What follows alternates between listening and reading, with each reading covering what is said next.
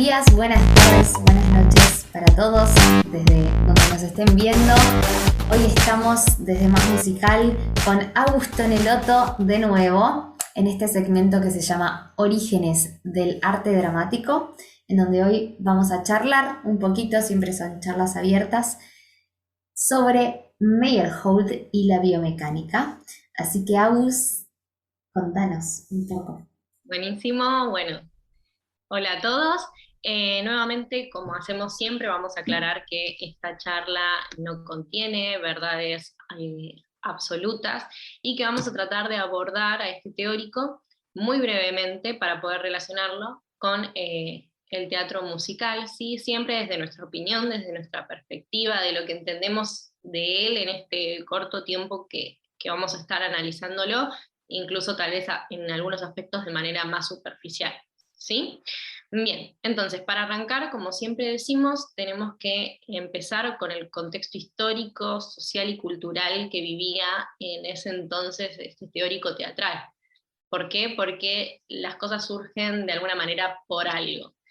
Él era ruso, uno de los grandes referentes del teatro, director, actor y discípulo de el gran Stanislavski, ¿sí? Stanislavski, que luego vamos a ver cómo se oponen en este caso con lo que proponen uno y otro, pero recordamos brevemente Stanislavski, el padre del realismo, ¿sí? Para entender a Meyerhold hay que tener en cuenta que su teatro surge en un contexto de vanguardias, ¿sí? Y que además partimos de que la sociedad rusa estaba dividida.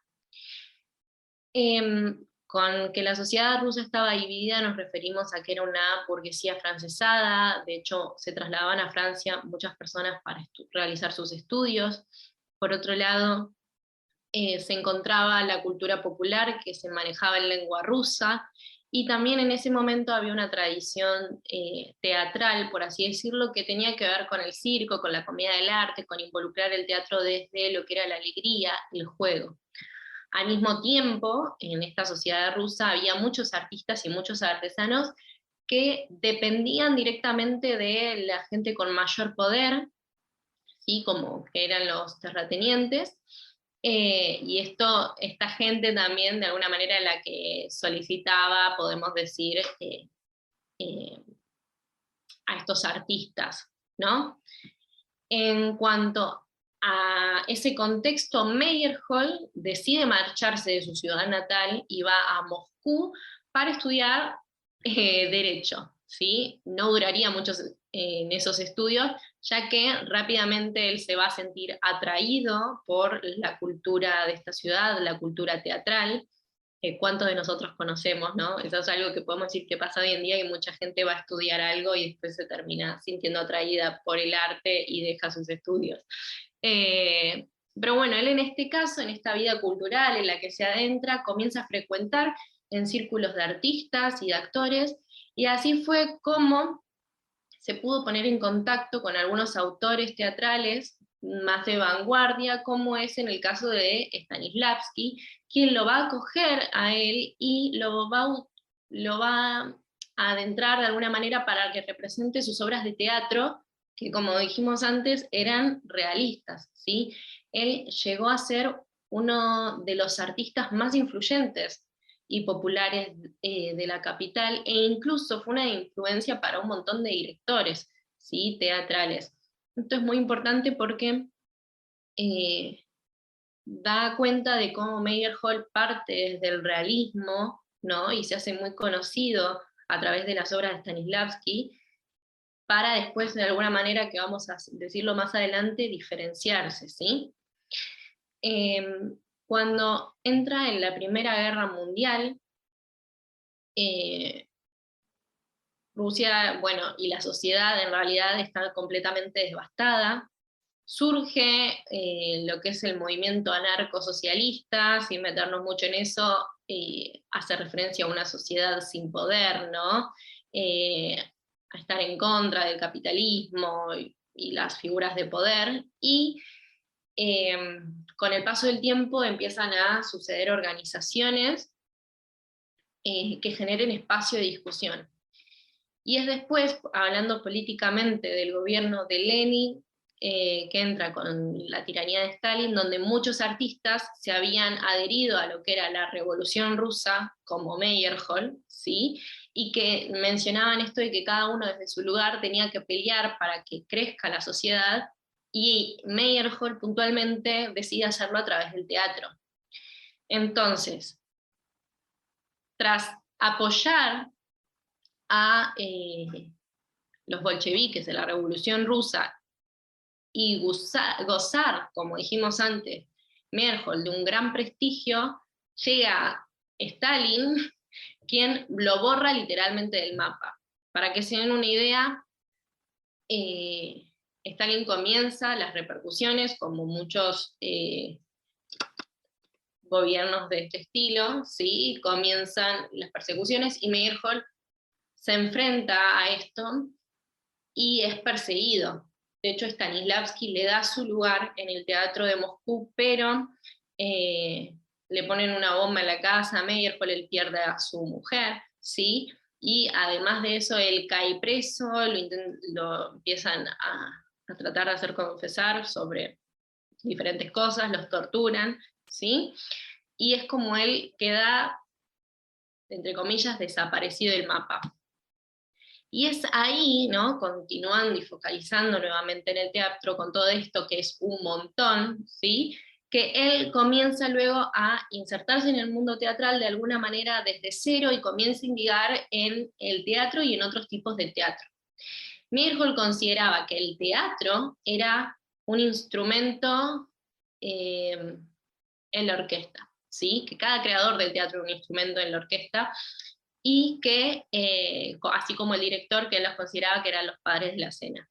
Él pasa por distintas etapas que coinciden con otras vanguardias, ¿sí? Con otros movimientos de otros países, como por ejemplo que eran pintar las caras de blanco, aprovecha para probar qué sucede con las luces, ¿sí? Hay mucho experimento, arman distintas estructuras que van a hacerse famosas, como los cubos, los planos inclinados, los espacios con diferentes alturas. Era muy propio de los constructivistas rusos, que era, digamos, la vanguardia que sucede en Rusia, que eran poco realistas. Arman pasarelas, hacen extensiones diferentes a lo que era el teatro tradicional, para que ya no sea más un teatro a la italiana, y el público comienza a quedar en el medio. Esto también, como hemos hablado en otro momento, forma parte del expresionismo alemán, ¿sí? Las vanguardias se contaminan también porque, bueno, son países limítrofes, ¿no? Y empiezan a mostrarse las compañías de teatro, ¿no? Esta mezcla que surge de varias vanguardias. Entonces él comienza a tener referencias en cuanto a su teatro, y era básicamente que él no creía, una de sus grandes referencias, perdón, era que él no creía en el naturalismo. Él sostenía que el teatro provenía de lo lúdico, que provenía del juego. Se oponía al naturalismo, que para él era dar prioridad al rostro del actor, ¿sí? Que el actor comienza a ser el personaje y que no vemos al actor, ¿sí? Se oponía a que no haya un entrenamiento físico del actor, y él indicaba esto mismo, hacía mucho énfasis, como crear una ilusión, ¿no? Se hacía esta pregunta, ¿tiene que haber una ilusión? Decía que eso era engañar al público, y proponía que había que mostrar los trucos para que quede claro que es ficción, ¿sí? Que no necesariamente hay que engañar al público para que el público entre en lo que propone la obra, ¿no? Y como dijimos antes, sin telón, que haya más luces, que se rompa la cuarta pared. El objetivo de Meyerhold, su intención era devolver al teatro su teatralidad, que para él se había perdido esa expresividad, ¿sí? En oposición al naturalismo psicológico, que comenzaba a instalarse en los teatros, ¿no? Retomamos, estamos hablando de Stanislavski, ¿sí?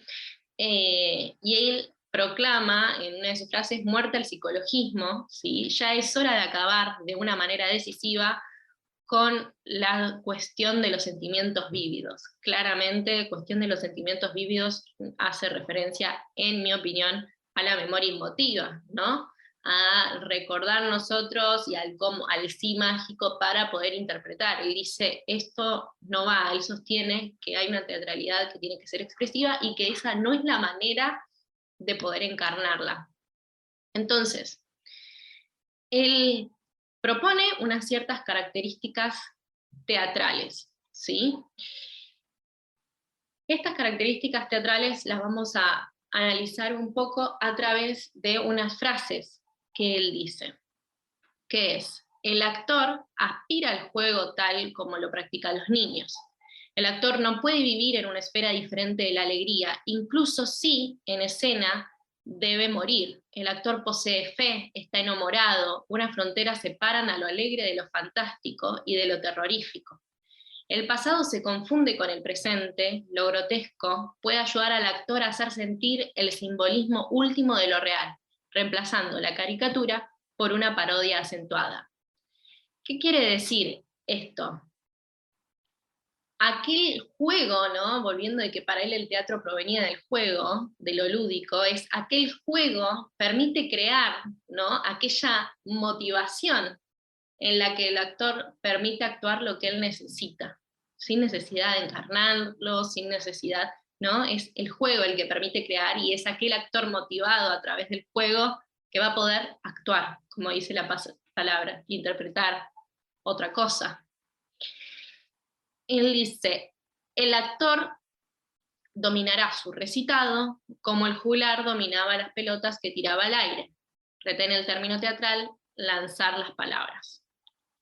Nuevamente, más adelante ahora con la técnica de él vamos a acentuar esto, pero se opone a la repetición de gestos del pasado, ¿sí? Él propone que se construya constantemente y de manera libre una escena, ¿sí? Y por último él dice, pregúntate si eres dueño de tu respiración. ¿Los sentimientos vívidos no alteran la medida?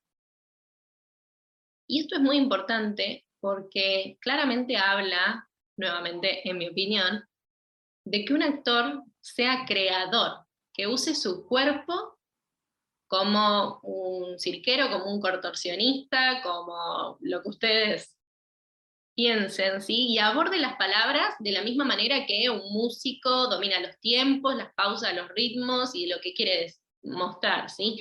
Meyerhold quería que los actores, ¿sí?, conozcan sus capacidades físicas, vocales y su respiración para apelar al control. Y él acá lo que dice es, si yo soy dueño de mi respiración, los sentimientos vívidos no van a alterar eso, voy a yo perder el control de eso, si mis sentimientos interfieren, ¿no? Nuevamente, hablando, por ejemplo, de la memoria emotiva, algo que él lo tenía muy encarnado porque trabajó mucho tiempo y se adentró en el teatro con Stanislavski. Y es a partir de esto, de apelar el control, que podemos decir que él crea lo que sería la biomecánica, ¿sí?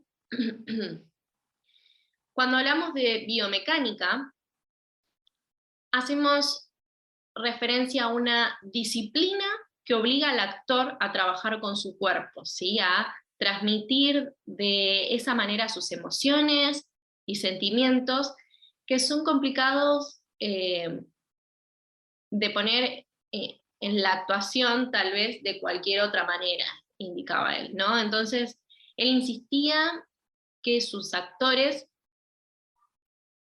tuvieran el control absoluto de su cuerpo y de sus expresiones para canalizar a través de ellos la actuación que se requería. Y esto es como uno de los grandes legados, ¿no?, de Meyerhold, que se siguen, o muchas veces se busca que estén actualmente presentes en los actores, con esto de la capacidad de tener control y de saber lo que nosotros podemos hacer con nuestro cuerpo, y nosotros elegir qué emoción o qué sentimiento queremos mostrar.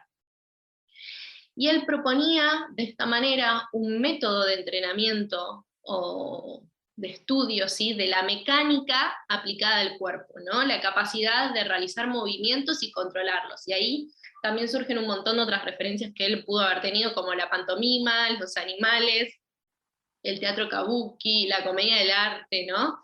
esta capacidad mecánica, ¿no? de la mecánica aplicada al cuerpo, ¿no? Esto que decía, la capacidad de control. Él decía que un actor biomecánico, ¿sí?, tiene que tener una partitura del movimiento. Y para tener una partitura del movimiento, mencionaba 3 cosas, que son el impulso, la acción, como dice ahí en la diapositiva, y la acción ejecutada, ¿no?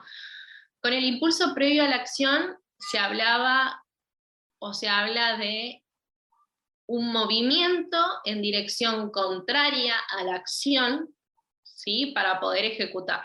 Por ejemplo, si yo me agacho, voy a saltar, ¿sí? No sé si se entiende muy bien, si no, cuando vean este video lo pueden consultar, pero se trata de eso, de hacer un movimiento opuesto a la acción, que en otro video próximo podemos incluso también analizarlo a través de Barba, que él usa la danza de las oposiciones, ¿sí? Pero es esto, el impulso previo a la acción que está confeccionado por un movimiento en dirección contraria a lo que nosotros queremos hacer. Después, una vez que sucede eso, una acción propiamente dicha, ¿no? Por ejemplo, si yo me agacho para saltar, salto. Y después, cuando se ejecuta la acción, hablamos de restringirse y de controlar, es que el movimiento se va a ralentizar, ¿no? Puesto, por ejemplo, el salto, donde nuevamente va a aparecer otro impulso para hacer otra cosa, ¿no? Entonces, hago el impulso, continúo con la acción, la ejecución, y ahí nuevamente se va volviendo a realizar esto, ¿no? Como esa improvisación para poder continuar con lo que propone. Y él menciona como que a partir de ahí va a surgir una reflexión, ¿no? Él, con esta reflexión, él siempre decía, el hombre es una fiera, y es desde esa postura que va a adquirir, que va a partir a la acción. Entonces, el mismo actor va a reflexionar sobre lo que tiene que hacer a través de esta biomecánica, de este control paso a paso que va a realizar, y que va a poder, digamos, ejecutar, en mi opinión, la obra o lo que se desea, ¿sí? Entonces, dicho todo esto muy resumido sobre la biomecánica y cómo se controla, decimos, bueno, ¿cómo llega esto al teatro musical? ¿Qué pasa? Si tenemos que hablar de Meyerhold en el teatro musical, podemos decir que van a suceder varias cosas. A ver, la relación siempre vas a tener, obvio, que tener en cuenta en cuanto a los gustos de la persona que va a ser el director o de los actores y de su formación, pero también hay varias cosas que yo encontré en común, como los movimientos, claramente, porque, bueno, es teatro musical y hay un movimiento que va a ejecutar una determinada acción, hay una intención, ¿sí? Si bien digo, Meyerhold se opone al realismo, pero para él utiliza el movimiento con una intención determinada para lograr algo, entonces ahí hay una estrecha relación, y eso para mí también sucede en el teatro musical, en el momento en el que se hace una coreografía con una intención determinada para poder ejecutar una acción o querer transmitir algo, más allá incluso de la coreografía en sí de una canción, ¿no? Digo, me parece que la partitura, en este caso, también está en lo que son las obras de teatro musical, o en mi corta experiencia de hacer obras de teatro musical. Y con respecto al naturalismo, creo que hay cosas en las que se opone el teatro musical y lo hacen relacionarse con Meyerhold, y hay en otras partes en las que no. Al teatro musical le conviene que haya naturalismo, o mejor dicho, en realidad un realismo. Al teatro musical le conviene eso, porque hace empatizar al actor. Pero partimos de la base de que no es naturalista, como siempre decimos, y también de que hay una idea de el teatro musical de por sí solo como esqueleto tiene una partitura muy clara sobre el movimiento y sobre cómo pensar y controlar el cuerpo, porque físicamente lo necesita, que de alguna manera se opone tal vez al naturalismo y al realismo de la encarnación del personaje, porque, a ver, si no tenemos un buen estado físico, si no dosificamos la energía para todo lo que hay que hacer en el teatro musical, no se puede ejecutar nada. Entonces, bueno, esa es la relación que pude hacer ahí. No sé, Andy, vos si quieres agregar algo. Increíble, increíble, está buenísimo. Justo lo que ibas diciendo lo iba pensando, esto de que de por sí el teatro musical no es naturalista, siempre decimos lo mismo y es como, ¿qué? No es naturalista, la gente canta y baila de la nada, que no viene de la nada, viene porque el texto ya no les alcanza solo la palabra, entonces aparece la música y ahí aparece la voz cantada y aparece la danza, pero no es naturalista. Uno no anda por la vida buscando, buscando Sí, ponerse a sí, bailar tap y cantar la lechuga esta cara.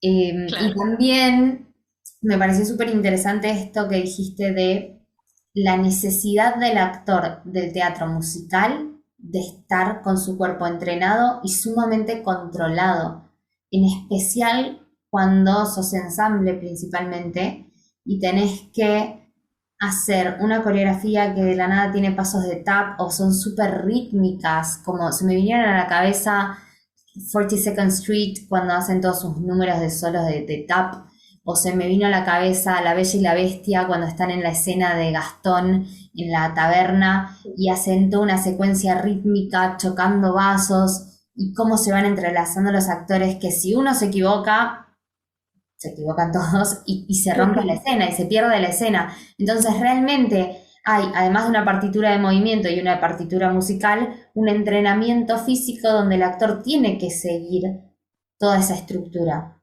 Y siempre volvemos a lo mismo, creo yo, que es que no digo que no exista teatro puramente relacionado a un teórico, sino que los distintos géneros se van cargando y van tomando lo que les sirve y lo que les es útil de cada teórico el día de hoy. Como que ya se perdió esa pureza de decir quiero hacer una obra al estilo puramente Stanislavski o quiero hacer una obra al estilo puramente Meyerhold o Brecht o Artaud o quien querramos que sea, o Grotowski, Barba, quien sea, hay un montón que todavía no mencionamos, pero sino que se empiezan a relacionar entre sí. Y voy tomando, ok, de esto me sirve y de esto me sirve. Y la realidad es que, si lo pensamos también a nivel lógico, probablemente muchos directores o creadores, dramaturgos, no piensen en voy a hacer esta obra pensada al estilo Stanislavski, va a ser naturalista o realista, o voy a hacerlo pensando en que sea lo Meyerhold. No, el género te va brindando la oportunidad de hacer diferentes cosas y que uno dice, mira, sobre esto habló tal persona. Y está bueno entenderlo porque eso nos da la capacidad de incorporarlo y además de incorporarlo, poder después aplicarlo a distintas cosas, ya sea yo mismo como actor y pensar desde dónde puedo formarme para poder incorporar todo esto, ya sea como director, porque uno incorporando cosas que va viendo puede aplicarlas después a obras posteriores, ya sea como de diseñador de puesta escénica, además del director, ¿no? Digo, desde la escenografía, puesta de sonido, todas esas cosas que hacen a la obra, uno puede pensar, bueno, quiero hacer sonidos más disruptivos, quiero hacer que los sonidos estén en el escenario, por ejemplo, y que no estén fuera, y cómo voy manejando todo eso, cómo se manejan los actores. Así que creo que Meyerhold se puede súper relacionar al teatro musical No, desde y esta también perspectiva. entenderlo como, ¿no?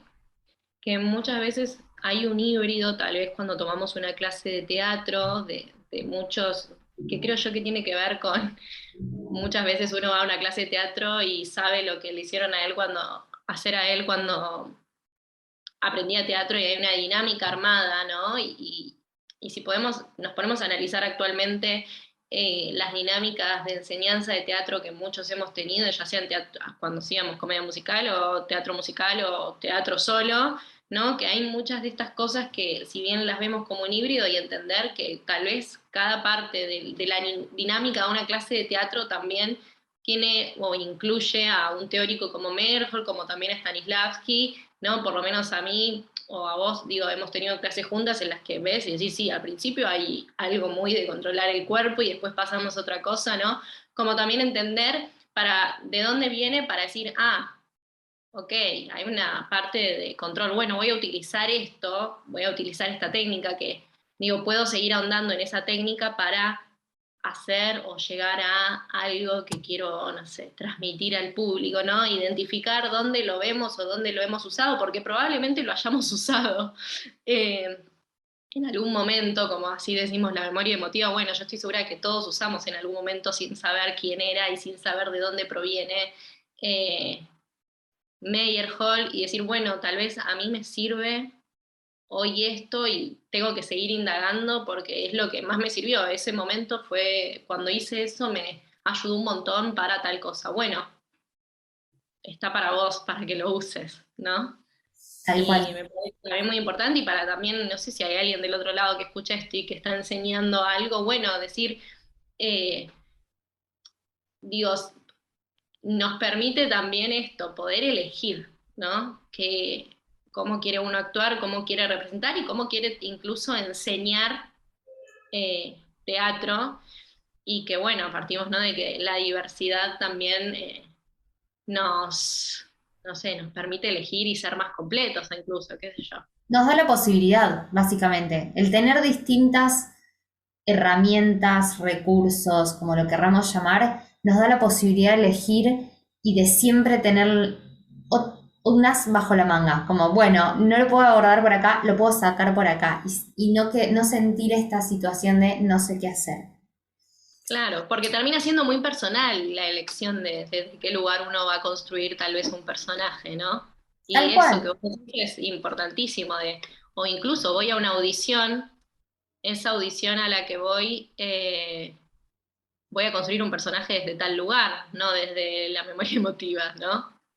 Tal cual, todo depende de lo que a cada uno le sirva, cómo le sirva trabajar, cómo se sienta cómodo trabajando, y también entender esto de que somos seres dinámicos, es decir, lo que hoy me sirve quizás mañana ya no, o me sirve otra cosa nueva, y está bien, no está mal, como, oh no, estudié toda mi vida esto. Está buenísimo poder Es ir. un baldazo de agua fría cuando decís, ya no me sirve esto. Bueno, hay otros lugares desde donde buscarlo. Siempre pongo el ejemplo, en realidad, en este caso de la memoria emotiva, porque es lo primero con lo que yo tuve contacto, y hubo un momento que no me alcanzó. Y fue como, ¡ah! Me olvidé todo lo que he aprendido. No, pero no fue eso. O sea, cambié, muté, superé un montón de otras cosas y uno tuvo que buscar otros recursos. Tal cual, la vida es eso, ¿no? Ir adaptándonos a lo que ya no nos sirve, queda atrás y sigo hacia un lugar donde sí me sirva. Quizás hay gente que está eternamente abordando un mismo tipo de teatro y está muy bien, tampoco vamos a decir que eso está mal. El tema es tener la capacidad y libertad de elección. Que vos lo que estás haciendo sea porque realmente estás eligiendo hacerlo y no porque sea el único recurso que tenés disponible. Bueno, Agus, muchas gracias. Siempre interesantísimas las charlas y creo que súper constructivas. Así que gracias desde acá, desde Buenos Aires, porque Agus, siempre se los recordamos, está en Marbella. Sí, para los que nos están viendo, muchas gracias. Para los que nos están escuchando por Spotify también, muchas gracias. Déjennos en comentarios si quieren que hablemos sobre algo en particular. Y nos vemos la próxima.